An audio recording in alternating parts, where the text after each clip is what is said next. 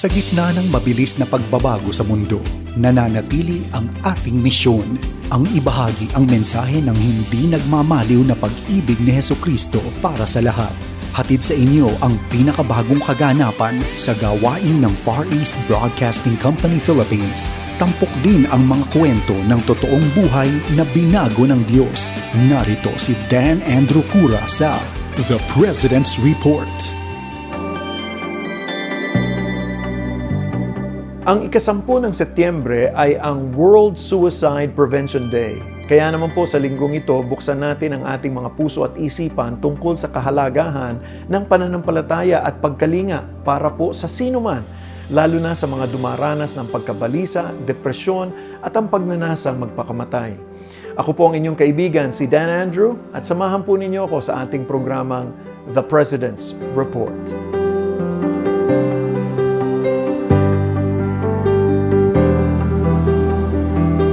Noong taong 2020, iniulat ng Pilipinas ang 57.3% na pagtaas ng rate ng pagpapakamatay sa loob lamang ng isang taon.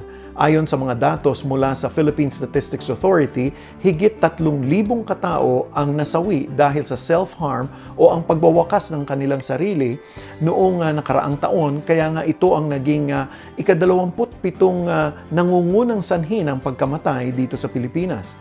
Iniulat din ng National Center for Mental Health, NCMH, ang pagtaas ng bilang ng mga tawag na natanggap nila sa kanilang mental health crisis hotline mula humigit kumulang na 300 na tawag noong May 2019 hanggang February 2020 hanggang sa hindi bumababa sa 1,000 noong Abril hanggang Hulyo ng taong 2020.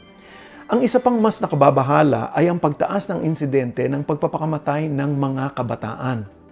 Sa isang pananaliksik na ginawa ni Dr. Ginger Ramirez, Atlantic Fellow for Health Equity sa US Plus Global, mula sa 40 kaso ng suicide na naiulat January hanggang October 2020, higit sa kalahati nito ay nasa edad ng mas bata pa sa 30 taong gulang. Dito naman sa Pilipinas, ayon sa Department of Health, naobserbahan nila na ang pagtaas ng mga bilang na may kinalaman sa pagpapakamatay ay mula nang nagsimula ang pandemya at pagpataw ng gobyerno ng lockdown upang mapigilan ang pagkalat ng virus. Milyong-milyong katao ang nawalan ng trabaho at nabawasan ng kinikita kada buwan. Maraming negosyo ang nalugi at ilan ay napilitan ng magsara. Ang ilang mga pamilya ay napaalis sa kanilang mga inuupahan, habang ang ilan naman ay nawalay sa kanilang mga pamilya ng higit sa 1 taon. Marami sa kanila ang namatayan ng mahal sa buhay dahil sa COVID.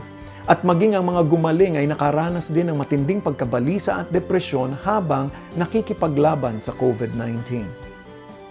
Sa gitna ng mga pangyayaring ito, abay, nagkaroon tayo ng panibagong pag-asa dahil sa mga kwento ng tagumpay sa pamamagitan ng pananampalataya sa Diyos. Pakinggan po natin ang kwento ni Kenneth Celebre, isang tagapakinig ng 1062 DXKI sa Coronadal mula sa Bagong Bayan, Sultan Kudarat.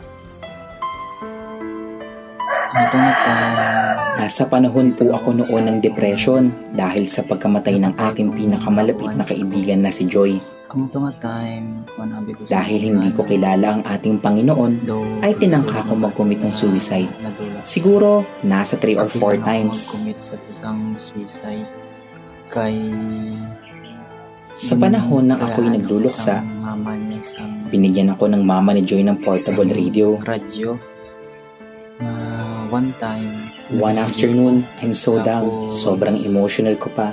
Nang nagabasa ko sa Biblia. Pag-open ko sa radyo, Patago ko pong pinuksan yung radio upang ako ay makomfort sa mga musika. Tamang-tama ito ay nakatune in sa 1062 DXKI. Napakinggan ko pa ang sinabi ng pastor sa Hiligay noon. Timing din ang wali niya. Siling sang pastor. Kapatid, kamusta na ang buhay mo ngayon? Bakit gusto mong magpakamatay? Tignan mo si Hesukristo. Namatay siya para magkaroon ka ng buhay. Tapos ikaw gusto mong kunin ang buhay mo? Si Jesus na namatay para sa iyo. Ang gusto niya, mabuhay ka at maging masaya. Hindi ko talaga makakalimutan ang sinabi ng pastor na yon at tumanggap na din ako kay Jesus bilang aking Panginoon at tagapagligtas. At simula nun, lagi na akong nakikinig sa DXKI na involved na din po ako sa Children's Ministry. Maganda talagang makinig sa DXKI. Minsan kung nangihina ka or may sakit ka, makapakinig ka lang sa DXKI, napapalakas ang iyong pananampalataya at na-encourage ka pa. Ano man po ang pagsubok na dumating sa buhay natin, huwag tayong mangamba dahil nandiyan ang ating Panginoon. Kailangan lang po natin ng liwanag ng salita ng Diyos upang maging tanglaw sa landas ng buhay. Purihin ang Diyos. Salamat po sa Panginoon sa buhay ni Kenneth at sa kanyang kalakasan ng loob upang ibahagi ang kanyang kwento. Kenneth, thank you. Tulad niya, marami pang nagpapatotoo kung paano ang pakikinig tungkol sa mabuting balita ni Hesukristo ay nakatulong upang mapagtagumpayan nila ang depresyon at suicide. Nais kong anyayahan kang manalangin para sa mga nasa bingit ng depresyon at nag-iisip na magpakamatay. Kung ikaw ay nasa sitwasyong ito, nais kitang ipanalangin. Ama naming Diyos na makapangyarihan sa lahat, kami po ay dumudulog sa inyo ng lakas ng loob na nanggagaling sa iyong banal na Espiritu. Nahipuin mo ang aming mga kababayan na ngayon ay balisa at nag-iisip na sirain ang kanilang sarili.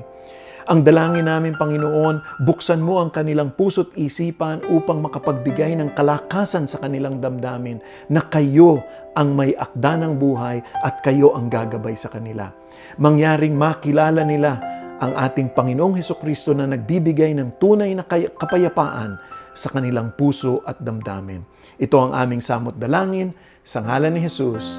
Amen at Amen. Kung kailangan mo ng suporta at makakausap patungkol sa mental health, huwag kang mag-atubiling tumawag sa National Mental Health Crisis 24/7 Hotline. Ang kanilang numero ay 1553 para sa nationwide landline o bisitahin ang kanilang Facebook page at NCMH Crisis Hotline para sa kumpletong listahan ng serbisyo at helpline na magagamit mo. Kung naman nakatulong po ang mga programang napapakinggan ninyo dito sa ating radyo, nais namin pong marinig ang mga kwento ninyo. Magpadala po ng mensahe sa ating Facebook at Instagram at FEBCPH o mag-email sa info@febc.ph. Sigurado ko pong maraming mapagpapala po na makakapakinig sa inyong buhay sa ating Panginoon. Maraming salamat po sa inyong patuloy na pagsubaybay. Ako po ang inyong kaibigan si Dan Andrew at salamat po sa inyong pagsama sa akin dito sa ating programang The President's Report. Manatiling ligtas at pagpalain po kayo ng ating Panginoon. Inyong napakinggan ang The President's Report. Para sa karagdagang impormasyon ukol sa Far East Broadcasting Company Philippines o maging kaagapay sa panalangin at iba pang mga paraan, bisitahin ang FEBC website, febc.ph at hanapin ang FEBC Radio sa Facebook. Maraming salamat sa iyong pag-agapay at pagpalain ka ng Panginoon.